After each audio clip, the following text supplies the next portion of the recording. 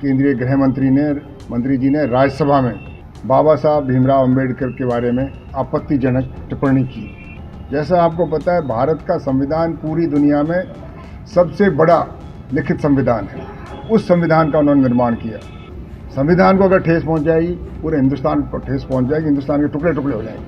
जो आरएसएस की मानसिकता वाले हैं, बीजेपी की मानसिकता वाले कि गरीब अपना सिर गर्व के साथ ऊंचा करके चल सके। अब समझ में ये आ रहा है कि ये लोग ये नहीं चाहते। जैसा आपको पता है, 17 दिसंबर 2024 मंगलवार को श्री अमित शाह जी, केंद्रीय गृह मंत्री जी ने राज्यसभा में बाबा साहब भीमराव अंबेडकर के बारे में आपत्तिजनक टिप्पणी की, जिसको लेकर पूरा देश चिंतित है कि एक आदमी जो संवैधानिक पद पे बैठा है, इस तरह की गैर मर्यादित टिप्पणी करने का उसको कोई अधिकार नहीं है। उन्होंने सिर्फ बाबा साहब का अपमान नहीं किया, बाबा साहब द्वारा रचित हमारे संविधान का, उसका भी अपमान किया है। बाबा साहब के विचारों से के सहमत होने वाले अनेक लोग, करोड़ों लोग देश में और विदेश में, वो भी आहत हुए हैं, उनकी भावनाओं को भी ठेस पहुंची है। बाबा साहब ने संविधान रचा और संविधान रचने वाली एक संविधान सभा थी, जिसमें पूरे हिंदुस्तान के सब धर्मों के, सब जातियों के, सब प्रांतों के लोग थे। सब ने अपनी राय रखी, सब ने अपना मत रखा और सबकी सहमति से संविधान रचा गया। जैसा आपको पता है, भारत का संविधान पूरी दुनिया में सबसे बड़ा लिखित संविधान है। उस संविधान का उन्होंने निर्माण किया। उस संविधान में हर चीज़ का ध्यान रखा कि गरीब को आगे कैसे बढ़ाएंगे, देश में व्यवस्था कैसे चलाएंगे, हर आदमी को अपना अधिकार कैसे मिलेगा, हर आदमी को अपना स्वाभिमान कैसे मिलेगा। ये ऐसा संविधान बाबा साहब के लिए बड़ी बात नहीं है, कि पूरे देश के लिए गर्व की बात थी। और गर्व से जब हम जाते थे, हमारे लोग विदेशों में जब कहते थे कि ये संविधान हो तो भारत जैसा हो, तो जो उन्होंने गैर मर्यादित जो टिप्पणी की, बिना पता नहीं क्या उनके मन में थी, इस संविधान ने दिया क्या, ऐसा क्या आपत्तिजनक है। इसमें हर आदमी को अपना सम्मान दिया है, उसको अधिकार दिया है, गरीब को गरीबी से मुक्ति पाने का अधिकार दिया है, पीड़ित आदमी को न्याय का अधिकार बताया है, कार्यपालिका की क्या ड्यूटी होगी, न्यायपालिका की क्या होगी और जनता के क्या अधिकार होंगे।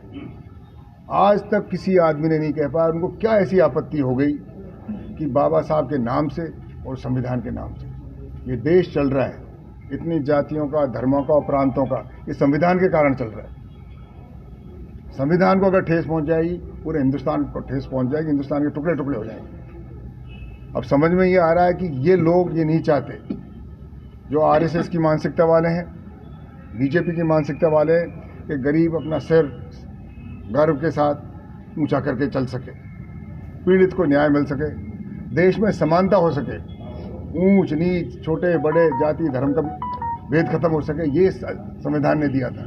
तो उनका जो उनकी मानसिकता है, आरएसएस की जो मानसिकता है, उनकी विचारधारा है, स्वाभाविक रूप से इससे चिंतित है, इससे पीड़ित है। और उन्होंने ऐसा बयान दिया है, पूरी दुनिया मांग रही है कि इन्होंने बहुत बड़ी गलती करी है। रिकॉर्ड की बात है। आप संसद में बैठते हैं, देश की बात करते हैं, जनता की बात करते हैं, महंगाई की कम करने की बात करते हैं, बेरोजगारी कम करने की बात करते हैं। हमारे महापुरुषों का अनादर करने के लिए जो किया है, ये कृत्य बहुत ही घृणित कृत्य है। इसकी हम लोग सब लोग निंदा करते हैं। हम चाहते हैं कि आदरणीय अमित शाह जी देश से माफ़ी मांगे, पूरे देश से माफ़ी मांगे और आदरणीय राष्ट्रपति महोदय उनका इस्तीफा मांगे। ऐसा आदमी जो संविधान का अपमान करे, संविधान के बनाने वाले का अपमान करे, उसको संवैधानिक पद पर रहने का 1 मिनट का भी अधिकार नहीं है। जो कानून की पालना नहीं करे, जो संविधान की पालना नहीं करे, वो संवैधानिक पद पर कैसे बैठेगा? वो संविधान के प्रावधानों का कैसे सम्मान करेगा? कैसे उन प्रावधानों को लागू करेगा? तो हम लोग सब ये इसकी निंदा करते हैं। और पूरे देश में सब पार्टियां, पूरा संपूर्ण विपक्ष संसद में, उन्होंने सबने इसका विरोध किया और सबकी एक ही मांग है कि अमित शाह जी पूरे देश से तो माफ़ी मांगे।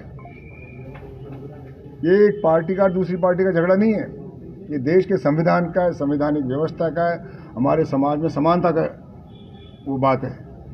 तो इसलिए हम सब लोग मांगते रहें कि आदरणीय अमित शाह जी देश से माफ़ी मांगे और आदरणीय राष्ट्रपति जी उनका इस्तीफ़ा लें, ताकि उनको अपनी गलती का एहसास हो, अमित शाह जी को।